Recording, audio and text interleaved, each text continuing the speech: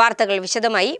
ഇന്ത്യയിൽ ആദ്യമായി ലോക പ്രശസ്ത എത്യോപ്യൻ കലാകാരന്മാർ അണിനിരക്കുന്ന റഷ്യൻ സർക്കസ് പ്രകടനങ്ങളുമായി ഗ്രേറ്റ് ബോംബെ സർക്കസ് ഡിസംബർ 20 മുതൽ കലൂർ മണപ്പാട്ടിപ്പറമ്പിൽ ആരംഭിക്കും. സ്ത്രീകളെയും കുട്ടികളെയും ആകർഷിക്കാൻ വിവിധ ഇനങ്ങളും സർക്കസ് കലാകാരന്മാർ അവതരിപ്പിക്കുന്നു.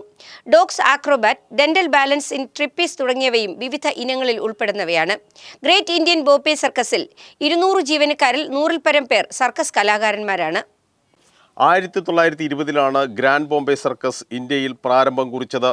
സർക്കസ് കലയിലെ കുലപതിയും വൈറ്റ് വേ, ഫിൻലയൺ എന്നീ സർക്കസുകളുടെ സ്ഥാപകനുമായ KM കുഞ്ഞിക്കണ്ണൻ തൻ്റെ ഗ്രൂപ്പ് അംഗങ്ങളോടൊപ്പം 1947-ൽ ഗ്രാൻഡ് സർക്കസിൽ ചേർന്നതോടെ പുതിയ കമ്പനിയുടെ പേര് ഗ്രേറ്റ് ബോംബെ സർക്കസ് എന്നാക്കി.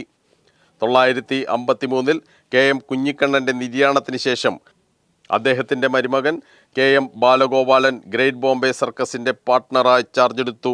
അദ്ദേഹത്തിൻ്റെ നേതൃത്വത്തിൽ ഗ്രേറ്റ് ബോംബെ സർക്കസ് ഇന്ന് ഇന്ത്യയിലെ ഏറ്റവും വലിയ സർക്കസ് കമ്പനിയായി വളർന്നിരിക്കുന്നു.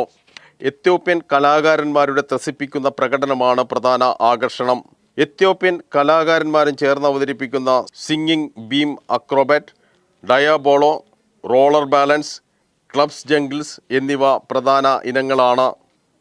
ഗ്രേറ്റ് ബോംബെ സർക്കസ് കലാകാരന്മാർ ഇവിടെ എത്തുന്നത് റഷ്യൻ ബാലെ ചൂടുപിടിച്ചാണ്.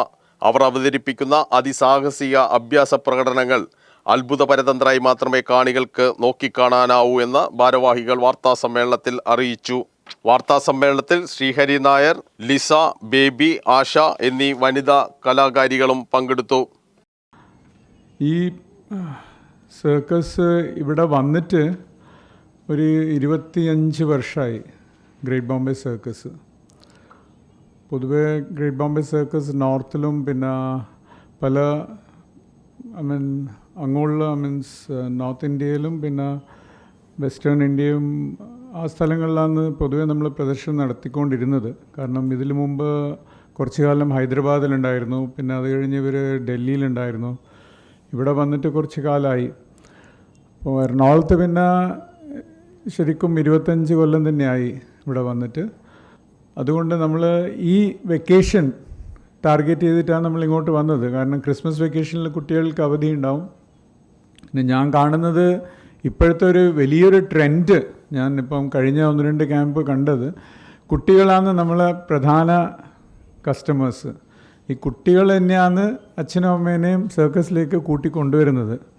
അല്ലെങ്കിൽ ശരിക്കും പറയാച്ചാൽ കുറച്ചൊരു എൽഡർലി ആയിട്ടുള്ള ആൾക്കാരും പിന്നെ ടീനേജേഴ്സിനൊന്നും സർക്കസിലൊന്നും ഇപ്പം വലിയൊരു ഇൻട്രസ്റ്റ് ഇല്ല. അവരെ താല്പര്യമൊക്കെ വേറെ ഒരു എൻ്റർടൈൻമെൻറ്റ്സാണ്.